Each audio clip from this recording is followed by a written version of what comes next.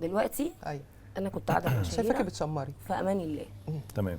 فانت مع الست اللي ممكن تنتقم من الراجل لاي سبب. قالت لي ده انا احطه في اكياس سودا واقطعه عشان خاطر اتجوز عليا، او عشان خاطر انا زوجه تانية، او عشان واطفي السجاير في جسمه. مين ده؟ شهير قالت كده لو انا مرتبطه بشخص وعمل كده انا ايوه ده بتاعنا هبقى بس ادائي. ده بتاعنا بس ده ايوه ده حقك انا بس يعني شخصي شخصي. حاجتي انا.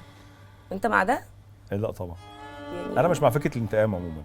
يعني بصي طالما حد خرج من حياتك مع السلامه خلاص. لا خرج اوكي، هي بتتكلم لو حد موجود. يخرج كده حد ويدخل موجود الحمام زي يعني يخرجوا. حد موجود يعني لو حد موجود وغلط ايوه هتعاقبيه ازاي؟ هعاقبه ازاي؟ يعني باللي هي قالت لك هتعاقبيه عليه. إزاي؟ لا انا بشوف ان اكبر عقاب لشخص ان أيوة. انا خلاص اتجاهله وان انا ارميه من حياتي أنت. يعني. ايوه لكن انا ووجعي. وبعدين يعني ايه هتعملي؟ ووجعي. ايوه هتعملي فيه ايه؟ أوجعه. هي هتفضل طول أوجعه. حياتها بقى مش عارفه بتغلي عشان أيوة ما طبعا. خدتش حقها.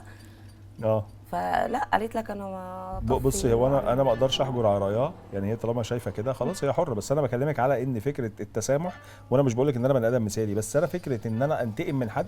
يعني معلش دلوقتي انا وهي اختلفنا وحصل بينا مشاكل وسيبنا بعض، المفروض اعمل ايه؟ والغلط منها المفروض اعمل ايه؟ سيبنا بعض إيه عادي؟ اي ولا حاجة. في حاجه حصلت؟ لا حصل غلط مني كبير، المفروض اعمل ايه؟ مني انا؟ اوكي يعني مني. هتعاتبني. شفت حرف بس اتغير من عتاب هتعاتبني اهو، من عتاب يعني لعقاب. يعاتب بس انتقام لا. شفتي بقى؟ لا طبعا تيجي بقى تعمل الحركات اللي انا هعملها دي مش هينفع. اهو طيب يبقى انا مش طب ليه انت عايزه تنتقمي بس الراجل عشان ما احنا ينتقمش؟ مش بنغلط نفس غلطاتهم. ليه؟ عشان احنا مش بنخون واحنا انتوا رجالة. امنين. مين قال كده يا جماعه؟ مين انا اللي بقول؟ مين قال كلنا. كده؟ يا شهيره ما كل واحد بيتكلم عن شخصيته، انت مش خاينه. حلو.